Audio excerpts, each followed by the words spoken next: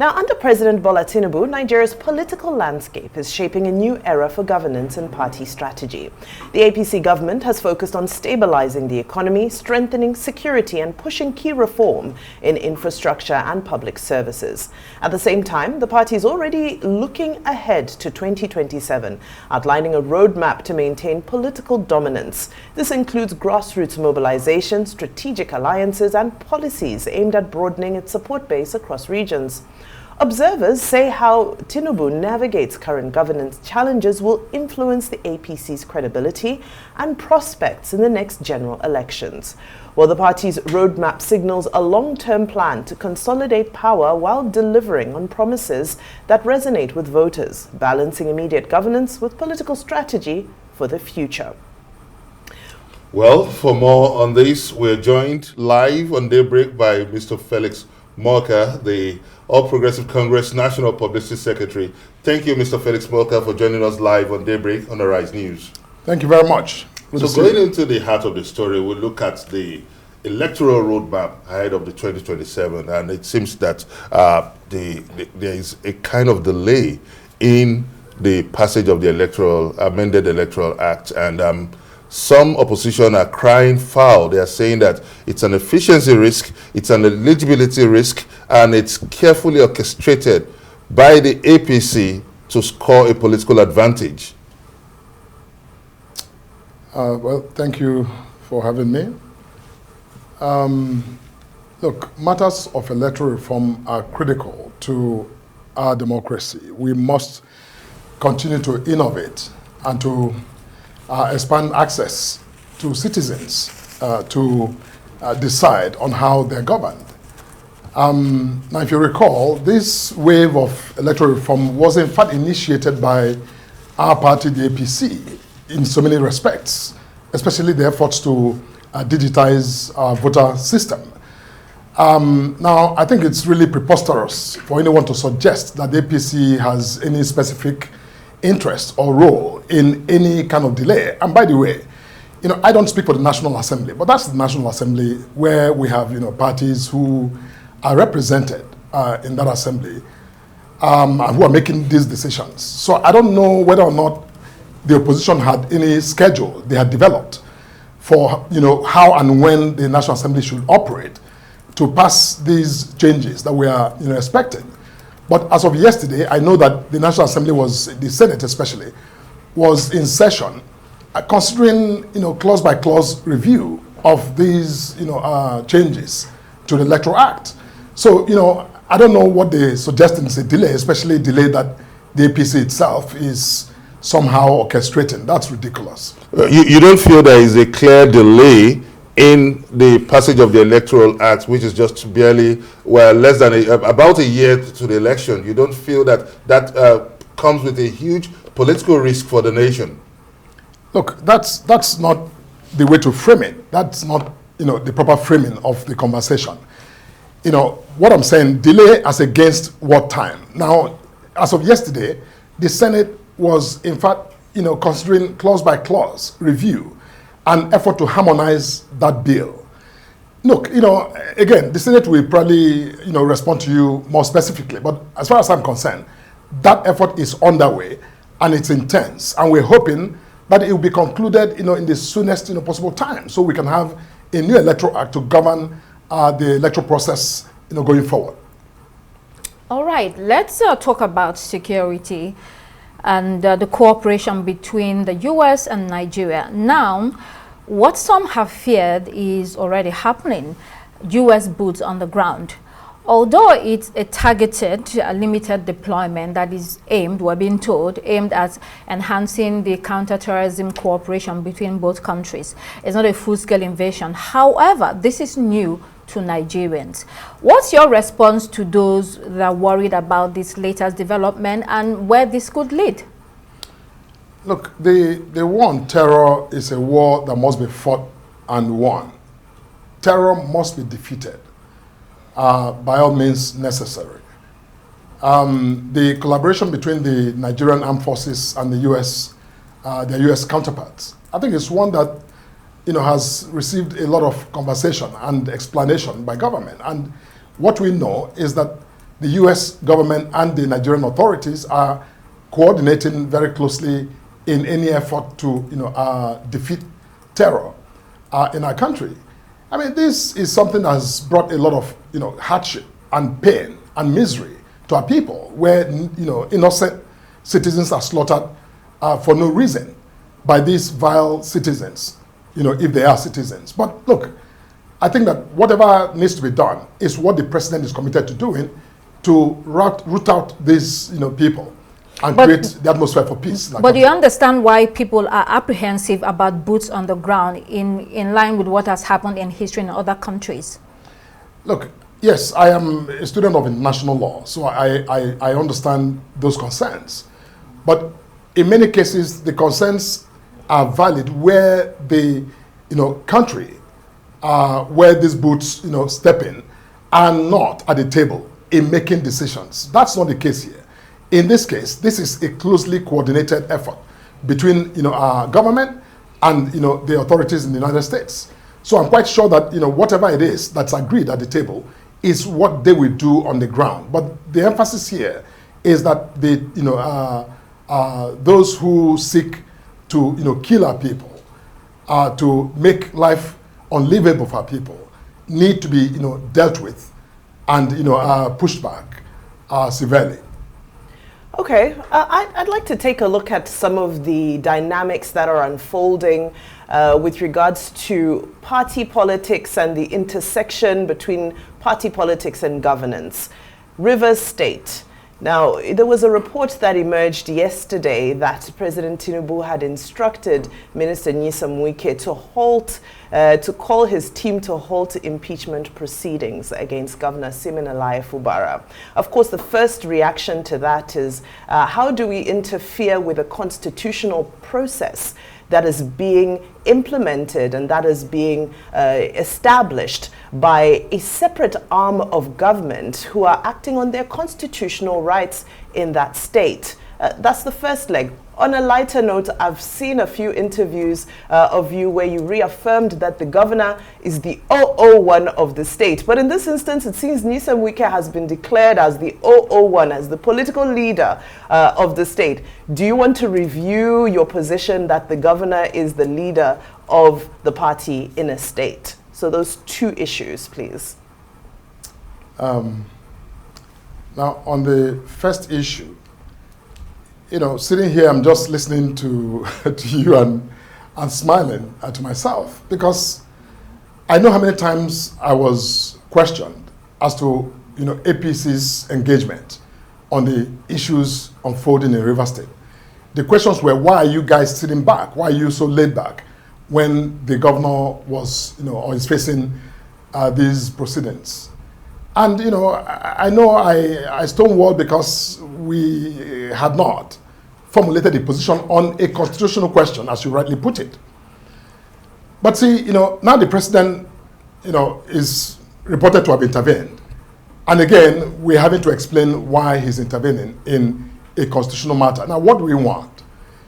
You see, Rivers State is a constituent state in the country, and it's a very important state.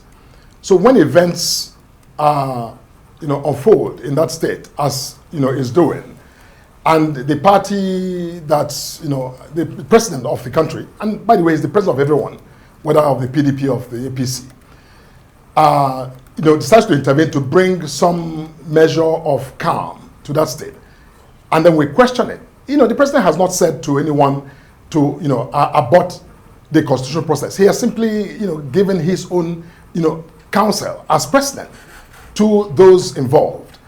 He didn't go into the State House Assembly to in some way instigate or command anyone to do anything. But as the president, they came to him and he issued his own opinions and advisory on the matter. I think that's perfectly compatible with a constitutional democracy.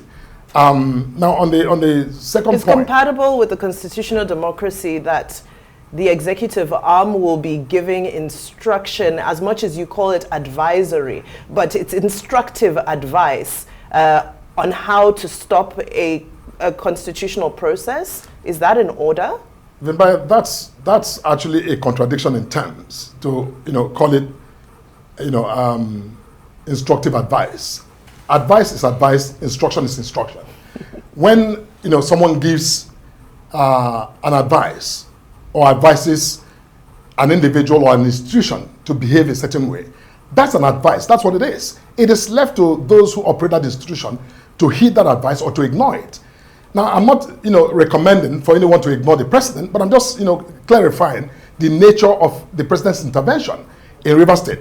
He is not seeking to dictate to the, House of Assembly or to the governor, but saying, look, this matter is played out in such a way that it's become, almost a blockade to, proper governance, real participatory governance for people in Rivers State. And as the president, he's concerned, just like he was concerned enough, in the past to intervene when, the atmosphere was degenerating to one of, conflict and violence, to, impose the state of emergency. It is still, within his, remit as president to ensure that every component part of this country functions and functions properly under our laws. Okay. There's a second leg, which Vimbai was asking me about, to clarify my position about the leader. Look, Governor Farah is now a member of our party. So, as far as APC is concerned, yes, he's leader of the party.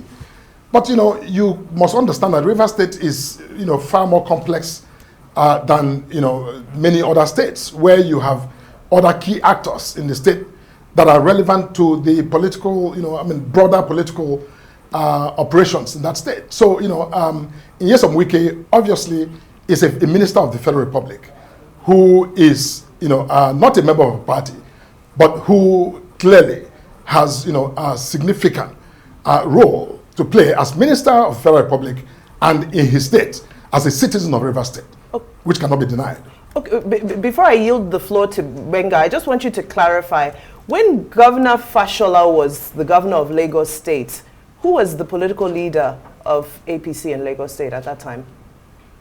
Governor Fashola was the leader of the party with a national leader of the party in the same state. Okay, Mr. Felix Morka, just to give more clarity on this issue of perceived interference or intervention, people feel that that was a bit excessive, particularly as it seems that the impeachment plot was already losing steam with the chief judge saying that they need to conclude the constitutional process, and everything was looking as if the Fubara camp was getting ground based on that, because the chief judge of the state called for lespendence, which means they should wait till the suit is the court process is completed, because both the speaker and the governor both filed an appeal in this process, and people feel that the intervention of President Bola Tinubu was just to give a political advantage to the Wike camp, and that was very needless and also violates the court process in this situation. You appear to almost prejudge or second guess what you refer to as the judicial process that the Chief CJ was referring to. How do you do that? How do you know that the outcome was, tilted irreversibly? Yes, but the chief judge was already handling the matter. So the interference or the intervention of Mr. President, how would you place it? People feel that that was needless, and people feel that it's skewed to the political advantage of the Wike camp. From where you sit, I can see why you say that. But you're not speaking to the politics of Rivers State and to the real politic. I'm speaking to the facts, the prevailing fact in Rivers State. You stated your question. Let me respond, please, if you don't mind. The situation in Rivers that was playing out with the effort to impeach the governor had drawn national attention, had become the subject of, even pedestrian conversation by everyone. Everyone had an opinion. The media had its opinion. Those in politics, had their opinion. Everyone had a position or opinion which way they wanted it to go. That had created an atmosphere that was really, really toxic in the state. Don't forget that for a period of time when that was playing out, Mr. President was engaged in international assignments and duties. So on his return, you don't know. You can, tell me now how this matter was escalated to the president. Who escalated it? Do you know whether it was Governor Fubara who escalated it? Or Governor Wiki, former Governor Wiki, or the Minister Wiki, or those in the assembly, or other political actors? You see, the important thing is that we don't know all of that. And I think it would be wrong to simply, make a conclusion that the president's intervention was needless because it was already being handled. If it was being handled properly, the matter would not have reached the level where it reached, where it became a serious national, incident or controversy. It wouldn't. All right.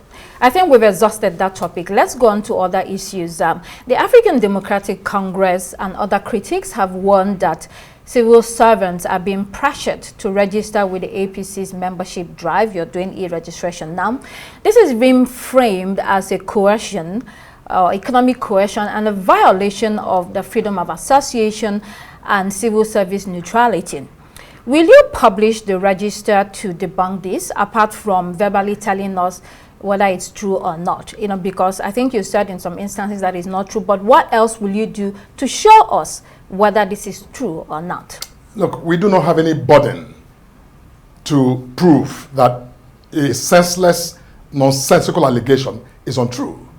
It is patently untrue. And so those who make that allegation, you should be demanding, asking for them to provide some evidence or substantiation. If civil servants were coerced, those civil servants are Nigerians. They are reachable, they are accessible. Anyhow they got that information, they should be able to, follow that track back to those civil servants to come forward and, testify to how they were coerced by the APC. So to ask us to, begin to prove that we didn't, that's really not the way it works. Due process requires that when you make an allegation, you actually provide some evidence to back it up. And they haven't, which is why I dismissed it in my statement, that it was simply, ADC being intimidated by the massive, wave of registration that our party is currently witnessing. Right now, we're pushing, forward of, 10 million. And by the time it closes, we're expecting that this will already hit about 12 million, registered members. You see, why do we even begin this? This was started because we needed to be sure to develop, record of membership that had integrity, that had, easy verifiability, for so many reasons, for purpose of planning, of mobilization, of, just party administration. And it is the first effort by any political party in this country, perhaps maybe even in Africa, to digitize, its membership register. So you are categorically saying there are no civil servants in your public register now? That's not what I'm saying. I'm saying that there was no effort to coerce anyone at all, whether civil servants or farmers or market women or, or journalists or Arise broadcasters who were coerced to register. We cannot be Nobody coerced. has been registered, who was, compelled to register. My point is that universally, we're not doing that. People are registering, voluntarily and enthusiastically. All right. Well, still speaking to some of the allegations coming from the ADC. Now, let's speak to something that has a level of evidence. Of course, I say level of evidence because everything still needs to be inspected in detail. And those are videos that have been circulating of various ADC gatherings across the nation. And they're alleging that they are being disrupted by thugs sponsored by the ruling party.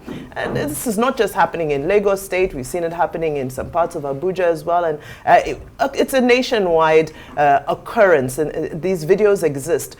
Can you speak to these videos and your thoughts and your response to the ADC saying that you are actively, the APC is actively trying to sabotage ADC's mobilization?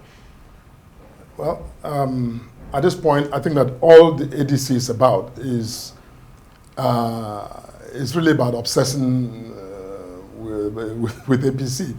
I don't know why, but they're quite welcome to obsess about what our party is doing or not doing. Now, if there are thugs that are disrupting their events, I don't know about the videos you're referring to, but if there are thugs disrupting their events, they need to, make that complaint to the appropriate authorities, to law enforcement, to find, arrest and interrogate and prosecute those who cause violence. Violence must not be condoned anywhere it shows up. It shouldn't be condoned. So, ADC should figure out those who are disrupting. Apologies, Mr. Felix Morka, the National Publicity Secretary of the All Progressive Congress. We are pressed for time. Very insightful contributions indeed, and always a delight. You are an interviewer's delight. Thank you very much indeed. And that's all we have time for here on Daybreak. It's goodbye from me, Bega Ashiru. That's right. Keep it locked here on Arise News. The morning show is next. Thank you so much. I'm Vimbai Mutini Liakbayong. And I'm Constance Ikoku. Thanks for watching. Goodbye.